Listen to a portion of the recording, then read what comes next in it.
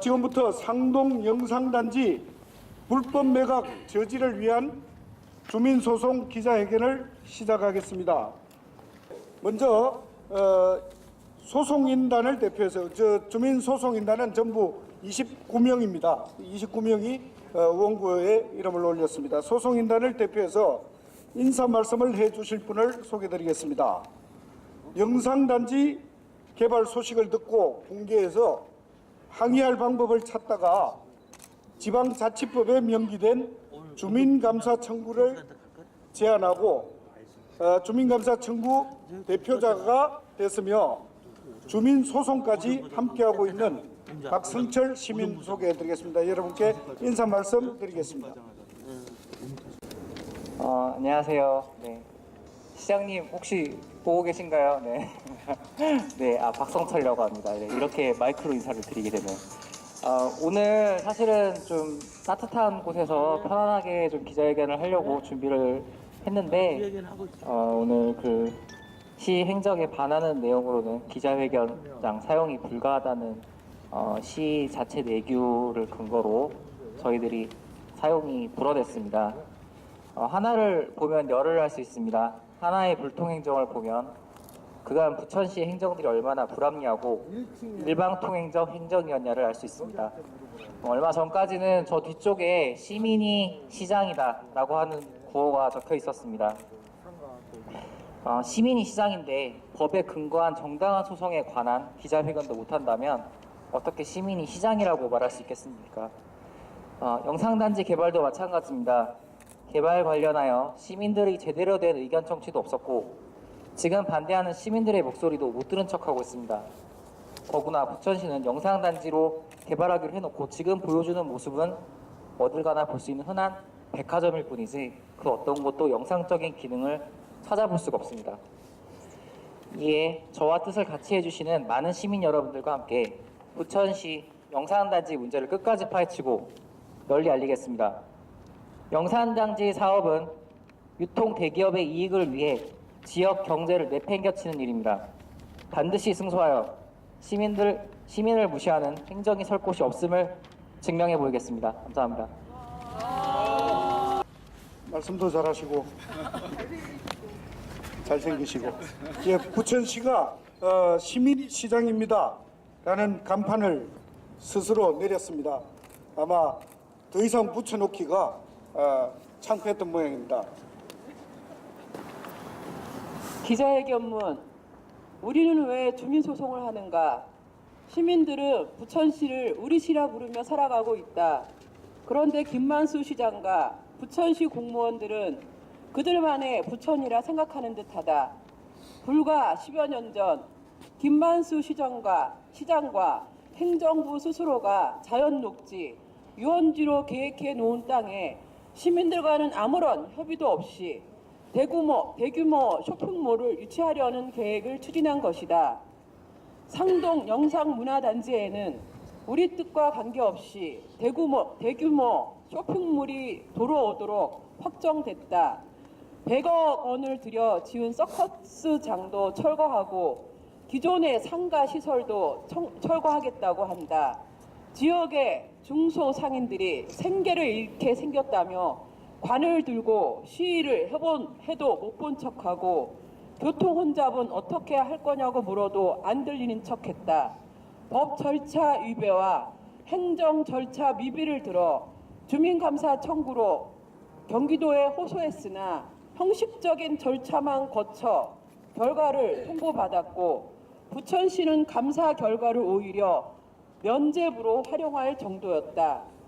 우리의 호소는 철저히 무시하던 부천시장이 같은 정당 소속의 부평구 민주당 국회의원과 구청장 이야기는 받아들였다. 부평구 영세 상인들과 상생을 하라는 압박에는 굴복하여 이마트 트레이더스를 빼고 규모도 줄인다고 발표를 한 것이다. 애초부터 시민은 안중에 없고 정치적 이해관계만 고려되는 일이었음을 반증하는 것 아닌가. 우리는 분노한다. 그래서 우리가 할 수 있는 모든 일을 다하고자 하는 것이다. 주민소송을 통해 이 일을 원점으로 되돌리고자 한다.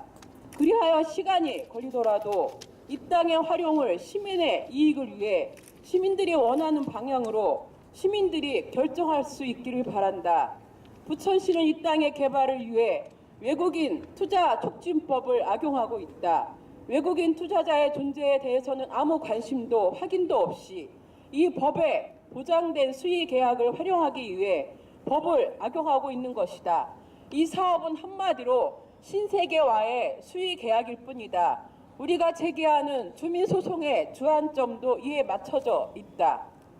그러나 더 중요한 것은 상생의 경제와 민주적 소통이 무시된 일방적인 행정의 문제를 제기하는 것이다.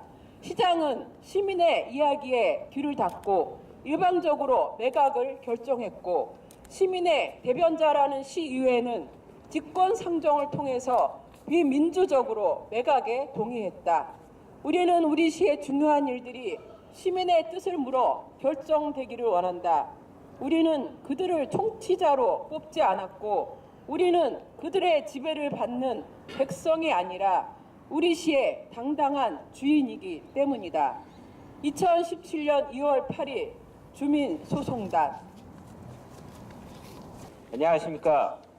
저는 전국 복합 쇼핑몰 중단을 위한 비상대책위원회에서 일을 하고 있는 이동주라고 합니다.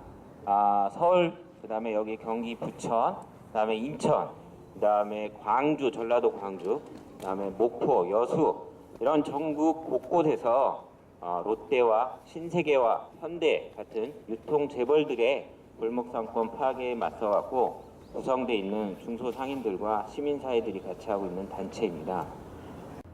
새로운 대한민국을 만드는 촛불 광장 속에서 많은 국민들이 재벌 경제 체제를 이제 끝장내자라는 얘기를 하고 있습니다. 부천의 우리 김만수 시장이 제발 신세계 재벌을 통해서 지역 경제를 활성화시킬 수 있고 일자리를 창출할 수 있다는 이런 거짓된 허황된 꿈을 제발 버리시기 바랍니다. 여기 계신 부천의 지역의 시민들의 목소리에 귀를 기울여 주시기 바랍니다. 오늘 이 자리를 통해서 우리 여기 분들이 주민소송을 제기를 했지만 주민소송의 끝을 기다릴 것이 아니라 이번 2월 달에 반드시 국회를 통해서 재벌경제 체제의 표상이 되고 있는 이런 복합 쇼핑몰 문제를 유통법을 통해서 막는 그런 운동에 같이 했으면 좋겠습니다. 고맙습니다. 유통재벌 불통시정 시민들은 분노한다. 분노한다. 유령 외투기업 재량권 남용 부천시가 위법이다. 위법이다. 시민 무시 개발 행정 즉각 중단하라. 소송의 법률 대리인인 법무법인 정도는 2015년도 대형마트 영업시간 제한과 관련한 소송에서 대형마트의 영업시간 제한은 적법하다는 판결을 이끌어냈습니다.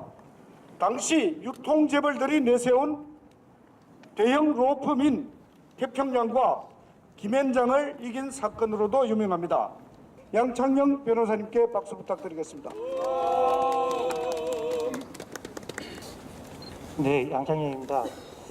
날씨가 추워서 브리핑룸에서 했으면 좀 더 편하고 차분하게 얘기할 수 있었을 것 같은데요.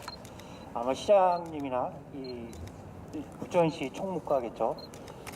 브리핑룸 사용을 허락하지 않은 이유가 추운 데 있으면 빨리 끝내고 갈 거다. 그러면 좀 편한 마음으로 점심 식사 하시러 가실 수 있을 거다라고 아마 생각을 해서 그런 것 같은데요. 추워서 점점 추워져서 좀 오기가 생깁니다. 그래서 좀 길게 얘기를 해도 될 것 같습니다. 일단 주민소송은 사실 쉬운 일은 아닙니다. 먼저 주민감사 청구라고 하는 절차를 거쳐야 되고 그 결과에 대해서 다시 한번 고민해야 되고 이러한 긴 과정들을 거쳐야만이 갈 수 있는 게 주민소송입니다. 그래서 긴 어떤 과정들을 쭉 지나온 시민 여러분, 부천 시민 여러분들에게 뭐 이렇게 응원의 박수를 일단 보내고요. 그리고 이제 주민소송이 끝날 때까지 또 많은 시간이 걸릴 수밖에 없는데 그 시간 동안 계속 같이 했으면 합니다. 그리고 이 주민소송이 가는 과정들을 쭉 지켜봤습니다. 수많은 부천 시민들이 부천시와 시장님께 많은 질문을 했습니다. 상동 영상 문화 산업단지 이 개발 사업이 과연 필요한 것인지 적절한 것인지 부천시를 위해서 시민들을 위해서 정말 필요한 것인지 물어봤습니다. 하지만 그에 대해서는 속 시원한 답을 주지 않았습니다. 분명 그 개발 사업이 진행이 되면 길도 막히고 소음도 있고 할 텐데 그건 어떻게 할 것인지 또 물었습니다. 그리고 또 물었습니다.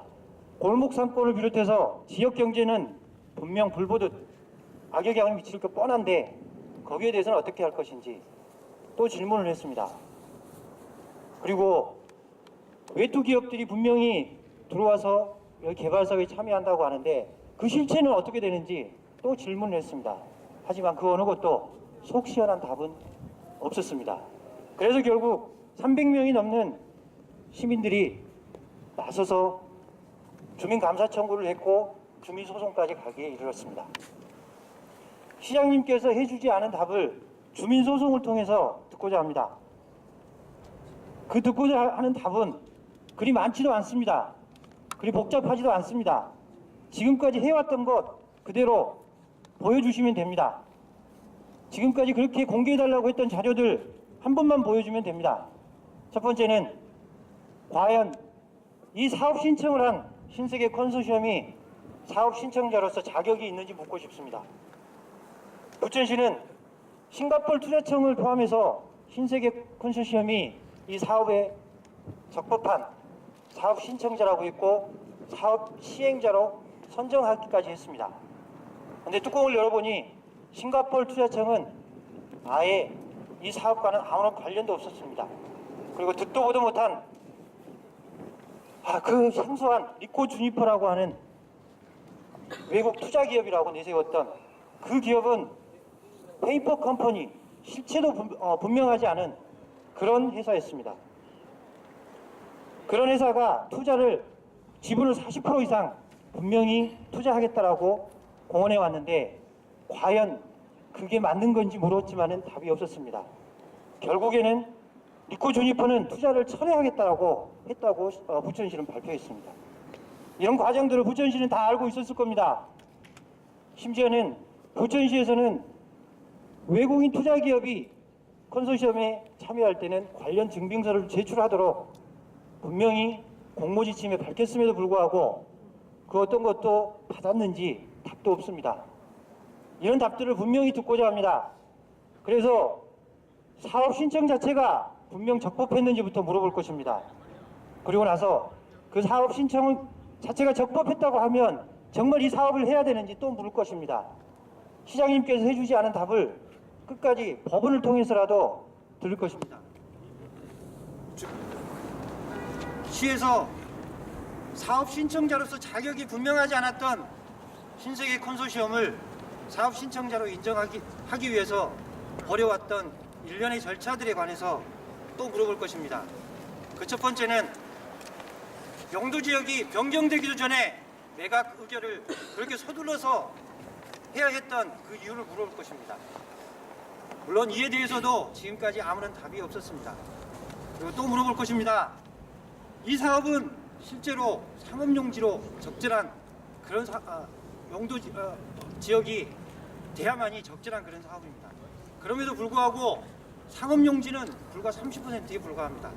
그리고 상업용지보다 훨씬 더 낮은 가격으로 매각할 수 있는 준주거지역이 70%에 이릅니다.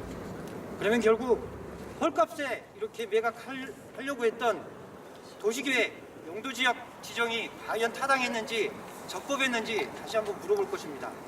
이에 대한 답을 주지 않았기 때문에 시민들은 이 추위에서 떨면서 주민소송에 가겠다라고 이 자리에 서 있습니다. 그 과정에 그 답이 분명히 질 때까지 끝까지 같이 하겠습니다. 이상입니다. 유통재벌 불통시정 시민들은 분노한다. 분노한다. 유령 외투기업 재량권 남용 부천시가 위법이다. 시민 무시 개발 행정 즉각 중단하라. 예, 감사합니다. 와. 추운데 고생 많이 하셨습니다. 수고하셨습니다. 예. 네. 잘 부탁드려요. 예, 조만간 또 뵙겠습니다. 네, 고맙습니다. 네.